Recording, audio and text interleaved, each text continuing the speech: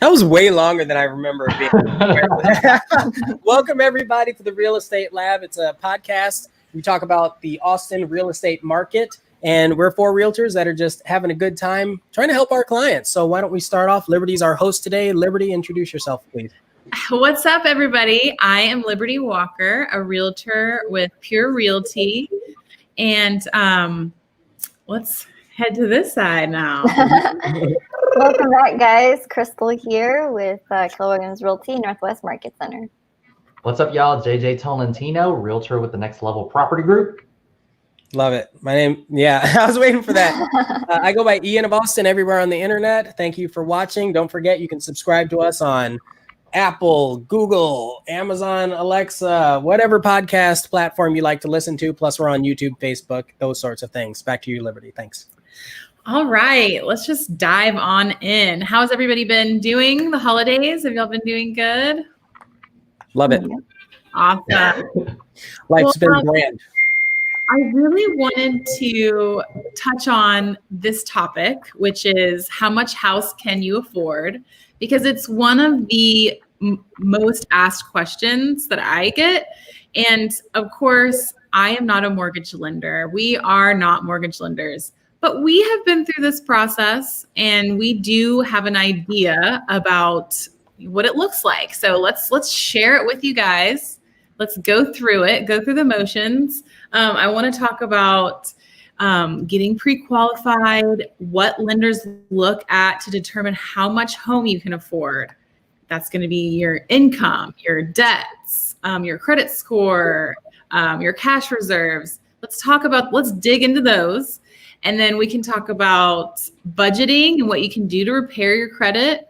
Some hidden costs that people don't think about, down payment, closing costs, what to expect. And then why are we going to help you? How can we help you with running comps and finding the median home price for you in different neighborhoods?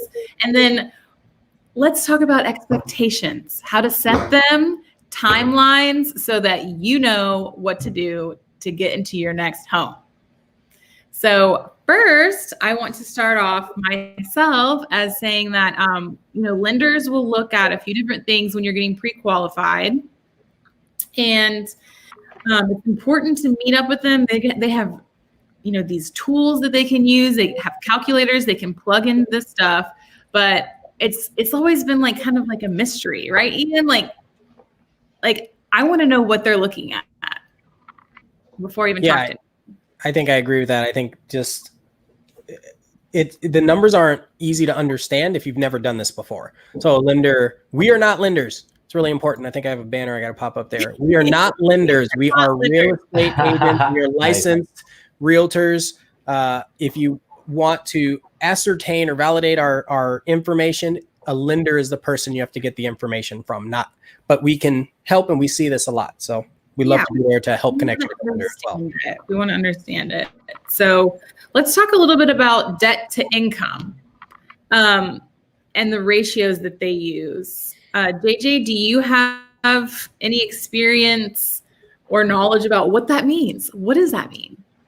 Basically, I say this in a lot of the podcasts, the path is in the math.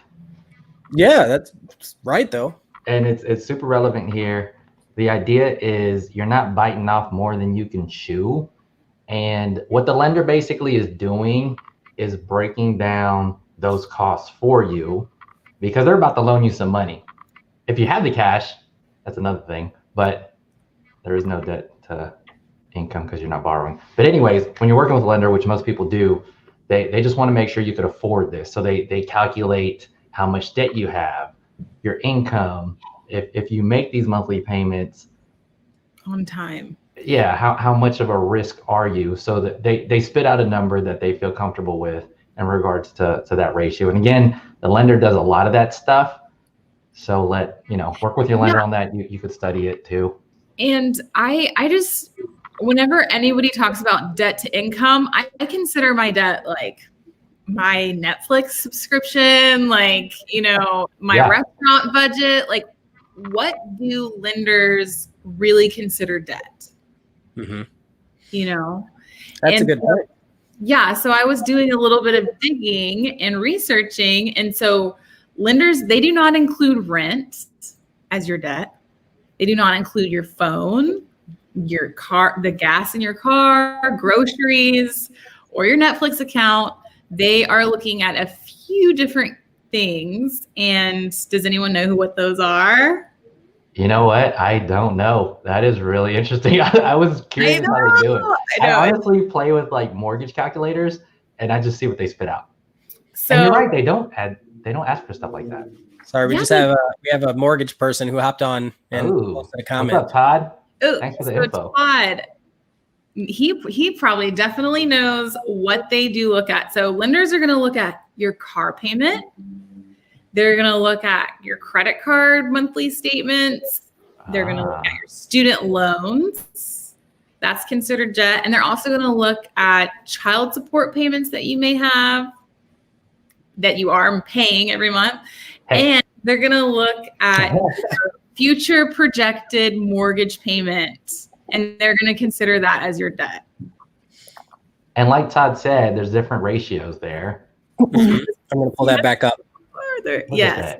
55%, 45, 43. FHA, yes. 55% of your debt to income. That's a lot. I mean, would you be comfortable with that? That's like, it's pretty tight. So if you made, I think another way to say it is if you made $2,000 a month and are you willing to spend more than $1,000 of that on your mortgage payment? Right. Yeah. And that's a big deal. The lender's like, yeah, you can do that. They are, just because you do get qualified doesn't mean you should shop for that. So think about that when you are considering how much home that you can get into. Also, a little secret tip is that lenders they take the gross income. So they don't even consider taxes and insurance. They're just like, if you make $50,000 a year, so that's roughly about, $4,100, $4,100 a month, gross.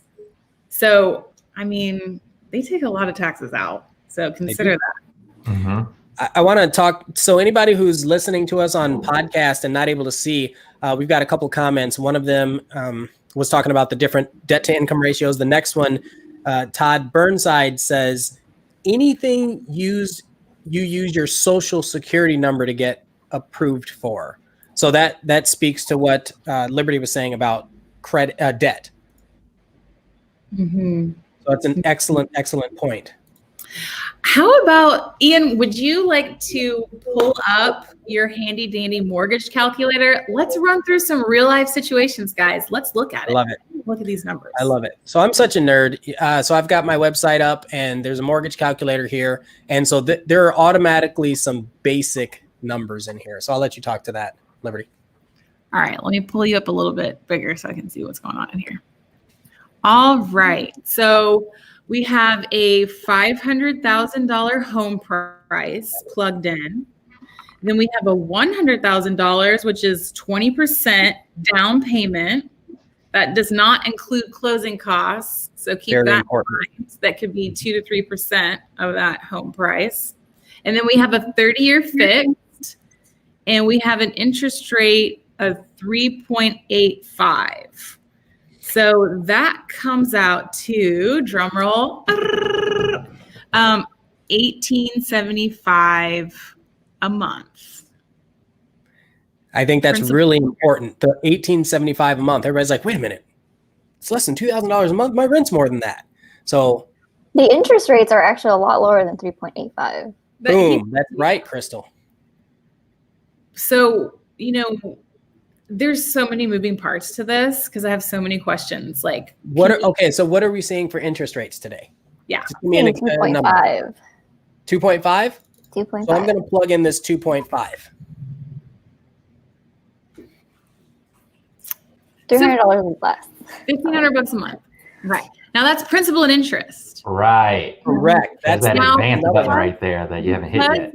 Because you put down 20%, you're going to avoid paying that mortgage insurance, which is much. That means you have to have this down. Yeah, but who has $100,000 waiting in their bank account? Not me. Got it. So how much are people putting down? I think, conventional loans, you can get away with putting down 5% or less. So I'm going to people start off with that. doing that. I'm going to just do 5%.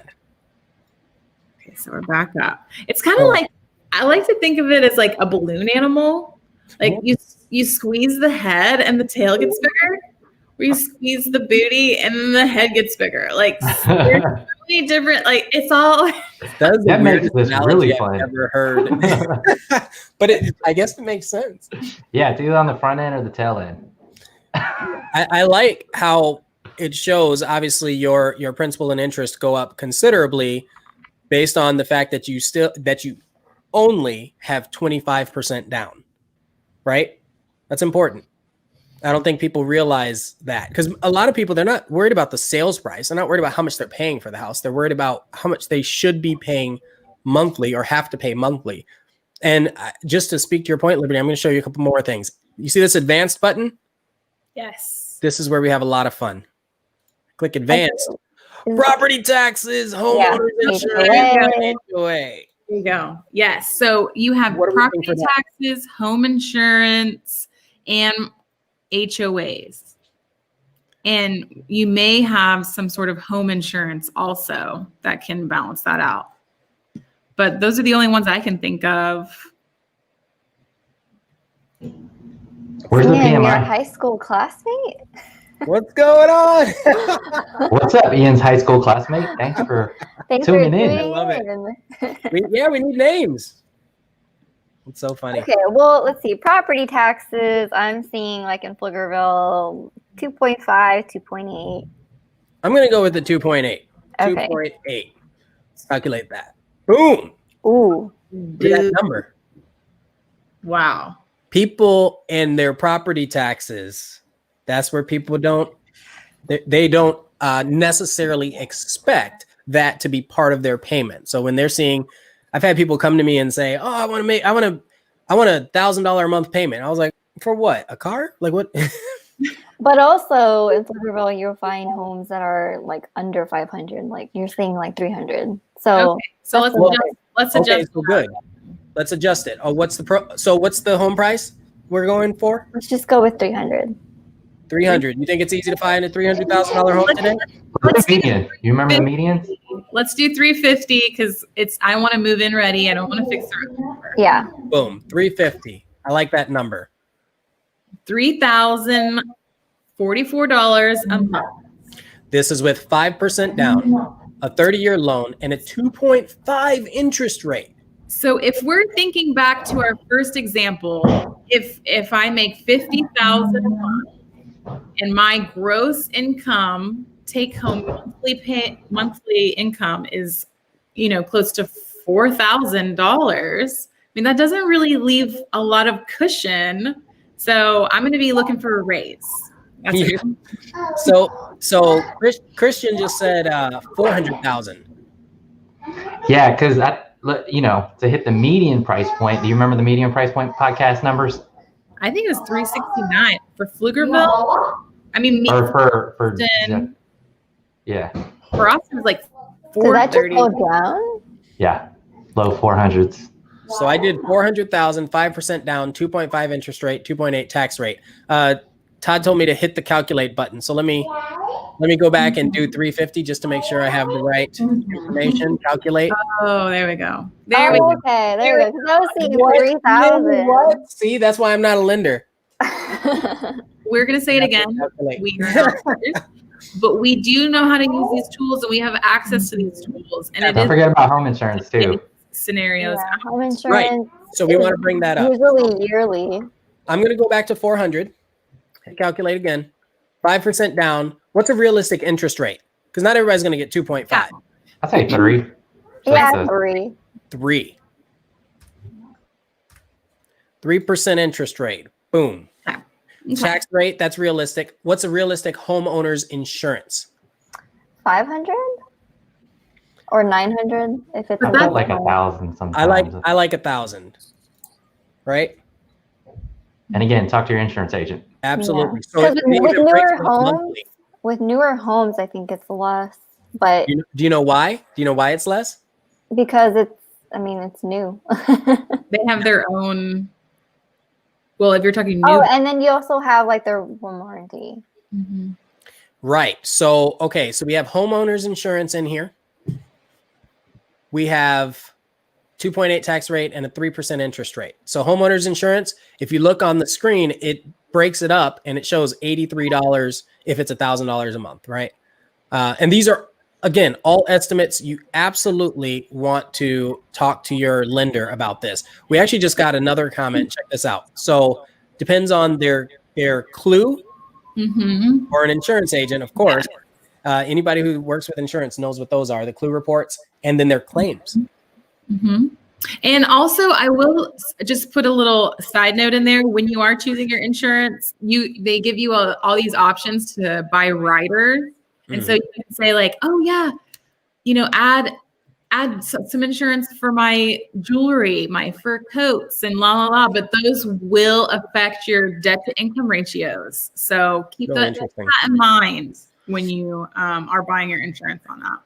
I also want to point out this comment. Check this out. Depends on the insurance agent. He's an insurance agent. There you go.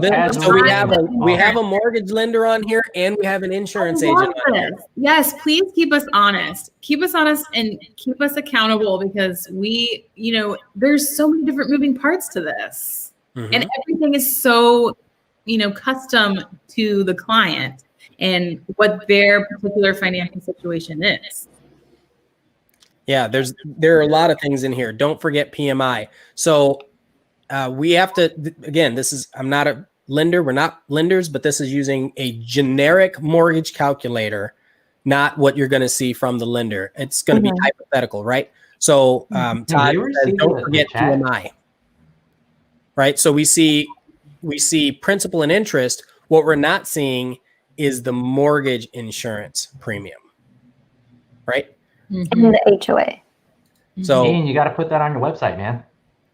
Yeah, I'm working on it. I got lots of well, really, the goal is to say, hey, let's get you close to an understanding, and then talk to a lender, because you don't really know what you're going to be able to buy until you do. You think you know, but you don't know, and that's okay. There's nothing wrong with that either. So, hey, can viewers see the chat when these people chat in? If I post it, right? So here's an example. So for Todd, he said, for the PMI, when you're adding that in, add another 0.5%. Okay. So that's a good way to estimate what your PMI is going to be, and directly from a lender. And that's because we're not putting 20% down, right? Correct. Yes. Because we're not. So if we were to adjust it, so this is at 5% down. But before we do that, I still want to go through what HOAs are. What do we have for HOAs, people? I'd say maybe they range. It depends on the neighborhood. I love that. But it's $25 a month just to get your feet wet with HOAs. To get your feet to get your feet wet. That's like minimal, like somebody's watching the yard. Because it also depends on what you purchase. Because like condominiums are usually higher. HOA. What are you seeing for condos in town? Condos are like they're almost at like $300 to $400 a month. Oh, I just gotta put that in to be fun. Because they're this is like gated and pools and and then there are other neighborhoods that do quarterly HOA dues instead of monthly or annual. Right, but the total number, if we add in 300 to your whatever your monthly is, that I put that in just so we can see what the monthly changes. It's almost $3,000 a month with 5% down because the HOA fees are so high. I have a personal finance question. What's that? For y'all. So when someone sees that this much goes to housing, how do you talk to your clients, or what are your thoughts on what percentage of your income should go towards housing? Ooh, hold on. Let's get back to that. We'll come back to that. Save that question. Okay. I love that question. So I'm going to type that question. How much of your income should go towards housing? It's similar to debt to income. but it's like Yeah. everything. Right, but this is a personal preference, right? Like how much Yes. are you comfortable Are spending? you comfortable with? Yeah. And that can Mhm. change depending on your lifestyle, what you like Right. to do, and Mm-hmm. Let's go back to the HOA fees. What's a regular residential HOA fee? I'd say $50. Let's keep it conservative. I like that. Yeah. Let's do 50. I like that. Look at the difference from $3,000 to $2,670 in almost an instant, just from the HOAs. The difference between a residential home and a condo. And again, these are just approximations, right? We're not lenders. Got to disclose that again. Do I have to put the banner up? Okay, so this is with 5% down, right? Mhm. So we got a request in here from Christian again saying let's do 20%. Right, so I'm going to jump back up to 20% down.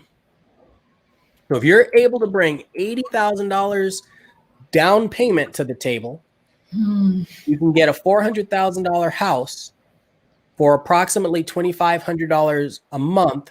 However, what we haven't talked about is closing costs. Yes. Mhm. So let's jump down and talk about closing costs for a little bit. Okay. So depending on what loan product you do end up choosing, you'll need to produce different down payment amounts. We got that, but on top of that, you're going to have some closing costs. So let's talk a little bit about what those closing costs are. Yeah. Ian? So, Or okay, yeah, Kristen, go ahead. anyone. I was just going to say, some of those closing costs, they may vary depending on your, transaction, your whole, whatever you negotiated throughout that process. Like sometimes you can get credit at closing, so that'll kind of eliminate your closing cost payments. But you have to keep in mind that you also pay taxes at closing, or you get credited at closing. Okay, wait. I have a question for that, but you go. You have to pay taxes at closing as the buyer. Oh no, not as the buyer. I think we're coming in it as buyer mentality. Oh, okay. Yeah. So your closing costs, will include your down payment, your insurance. You get escrow fees. You get lender fees. That includes like your appraisals and just anything that your lender is charging you for that. And then it just varies depending on your transaction. So what I would like is for any lender that's watching, there it is. I got one. Yes. Todd, go. Todd, there you go. Here. Todd James Burnside. Property Here. for escrow. Yes, you have to keep those property taxes in escrow. You have to pay them up front. Right. And it's interesting because it depends on the time of year you close, how much you have to pay, whether you're crediting the seller for the year. Here we go. 3 months, taxes and insurance in your escrow. Very, very good point. And you see the taxes right there. So yeah. So here, we're seeing the taxes. Yes. So So 3,300 right there. Just looking at the chart. So remember, we're talking about closing costs. So not the 80,000. You're on top of that 80,000. You're adding in property taxes, all the things Crystal mentioned. So what do we have for a range there? Percent, like 1% to 4%. With the origination fees and everything, and 3,300, around 5,000. I'm just estimating. Lender fees. That's something that I always tell people to keep an eye on and talk to them about. Right up front when you are speaking to a lender, talk about those lender fees. Unless you pay 20% down, you can waive escrows. So we have 20% down. You're still responsible to pay, but you don't have to incorporate it into your monthly payment. So this is another thing from Todd, the mortgage guy. 3% closing costs is safe. So now you're looking at 20% down plus 3%. So you're actually bringing another 3% to the table. So when you go to close, 23% of the sales price is what you should be ready to pay for before you move in. So I'm getting out my calculator and putting 400,000 in and finding what 3% of that would be. So that's about $12,000. Yes. So you're now at $92,000. Even though you only see the down payment of $80,000, you're really at $92,000. Mm-hmm. So I think there's a lot of different things to consider. We didn't really touch on credit score at all. I know that can affect what interest rate you can get qualified for. And basically, your credit score is just like going to be an indication of how risky of a borrower you're going to be to those financial institutions. So a lower credit score is going to equal higher risk. Crystal, do you know any tips that we could give our viewers so that they could work a little bit if they did find out they had a low credit score?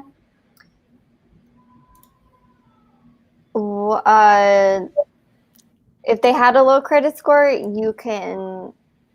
or a good credit score.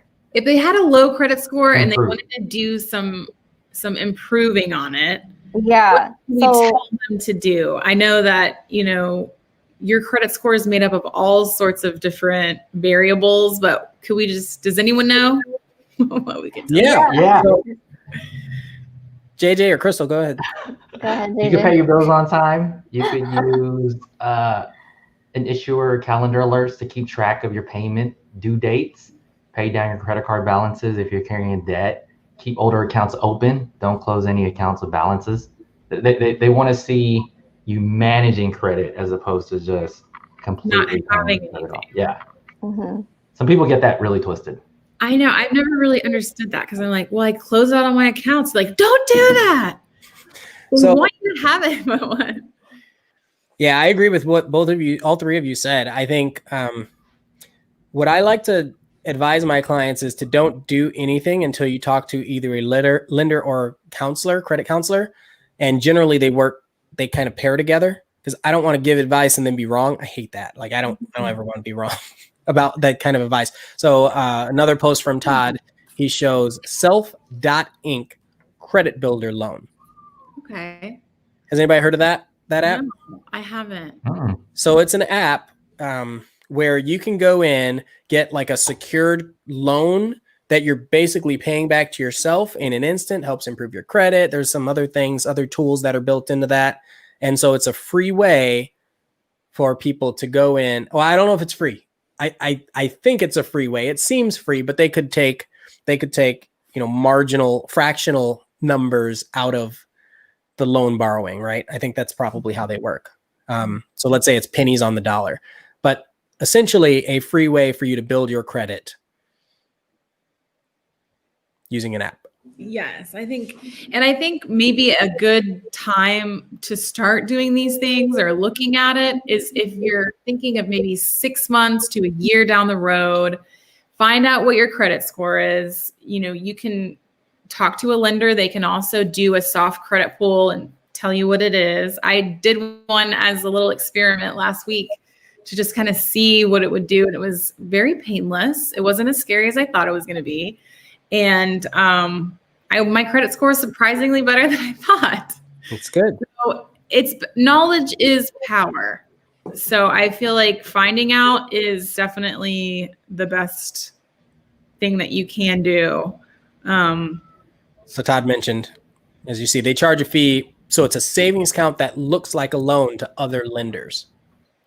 Oh, right. It's incredible. Like it's an incredible free-ish tool. So if you, let's say it's on every $100, they charge $1. Like to most people, that's a logical fee to pay to have an improvement in anything in your life.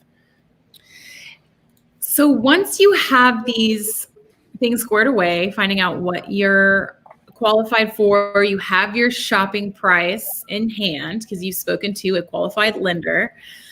Then what are you going to do, JJ? You call one of us 4 agents on this podcast. And why? They're the only people you should be calling. Why would you want to find a realtor? How could they help you at this point in time? You know what's funny is most people call the realtor first, without knowing the financial situation, which is fine because we'll put you in touch with a lender like Todd who's on here. But I think besides just the basic math of it, there's so many nuances. You know, when I was talking about your personal finance, right? You kind of wanting to know, should I risk this much of my income going into this particular property? And that's the type of question that a realtor could help you answer, because you kind of, maybe you think it's going to appreciate, you know, it's, you know, when you work with a realtor, it's not so much about, can I afford this? It's, can I afford to live in this type of neighborhood? Can I look at this type of appreciation, be happy with that neighborhood's appreciation? Can I afford to drive this far away through traffic and cut through these neighborhoods to get to my office?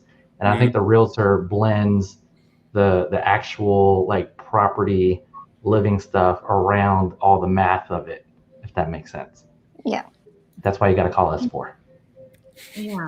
Yeah, I think the travel time, the appreciation, the solidity, or the validity of investing in a particular neighborhood, these are all conversations that just they're natural questions, and a lot of people try to figure it out on their own, but they don't have to. If they're buying, 99.9% of the time, you don't have to pay a realtor to have that conversation with you and to help you through the process. And I don't know about you ladies and gent, but I know we are all well connected. So that's one of those things that I try to tell people. I use a phrase, I know a guy who knows a guy. So if you don't know them, I will find somebody, or I already know somebody who can help you with that. And I love using that phrase. So true. This business really gives us opportunities to build relationships with all sorts of vendors and people who can help. I call them my team. Mm-hmm. That's what they are. My team, and we are a support system, and we all work together to get it done and get you into the home that you want. I just want to add one more thing too. Like, I feel like the value of a realtor can also help you. Like, okay, you have the price that you're qualified for. You found a home that's that price, but is that home priced appropriately? And realtors can run these assessments and do comparable sales analysis to make sure that home is priced appropriately for the neighborhood and for the homes that have sold in close proximity to it recently. I wanted to throw this in there. If you see the comment, so Christian says he views his mortgage payment partially as a savings deposit. That's such an interesting way to look at it, due to property appreciation, which is exactly what Liberty was talking about. So you have your property that you're purchasing. I couldn't agree more, Christian. This is one reason why I became a realtor, why I am so pro home buying, and it's because of the forced savings that it forces you. And it's just, a way that you can build your wealth and for your family and for you. And I just see it as a win-win. Yep. I just wanted to mention that we're over time. So I know. I feel like I don't want to, but go on and on and on for days about this because there's so much, but this was such an exciting conversation. And if you guys have any questions out there and you're just wondering, or you're scared, or you're intimidated, like, don't be. Like, we are professionals. No matter what financial situation you're in, we can provide tips on how to better your situation so that you can get qualified for that home if that's what you want to do. So thanks everybody for joining us. I want to go around really quickly and just, let everyone have their closing statements. We'll start with you, Ian, since you were the last one before to say. I'm the last what? You were the last one before. Now you can be the first. Oh, let's see. Closing statement. I think leverage the power of a realtor, especially knowing that they're free and they do this all the time, because unless you sell, 20, 40, 70 houses a year, then you may not have that same insight, and that's okay. So leverage one of us to help you with the process. It's free. Yes, I would like to. I'm assuming you're swinging it back. Yeah, JJ. Yeah, sorry. Gosh, darn it, man. I know. There you go. Yeah, JJ. I would like to also emphasize that it's important to have a realtor. You should have a nutritionist, a financial advisor, and real estate's super important. We all I love that. live in real estate, and I don't think it's emphasized enough how important it is to know someone that could talk about the industry, talk about the wealth, and how we view it as an account that you live in, and you park that principal and that money in there, and the equity builds up, and appreciation in Austin, you have to have a contact and a connect into that industry. So we're here for you. Yeah, I agree. Yeah. So, and we actually will be talking more about appreciation, more investing in the next podcast, Cool. which I'll be hosting. So yeah, just I guess to close out this one, we have, a wealth of knowledge. We have a bunch of resources for you guys, a bunch of lenders you can talk to. Like Ian said, we know people. Yes, that's so true. And thanks again for all the engagement today. I loved it. Todd, mortgage broker, mortgage lender, thank you so much. So we had Christian, we have my high school buddy. Yes, Ian's high school buddy, I know who it is. I just don't want to call him out if he doesn't want to call himself out. Yeah. So thanks everybody, and have a wonderful Friday. Thanks everyone. Have a good one. Thanks for joining in.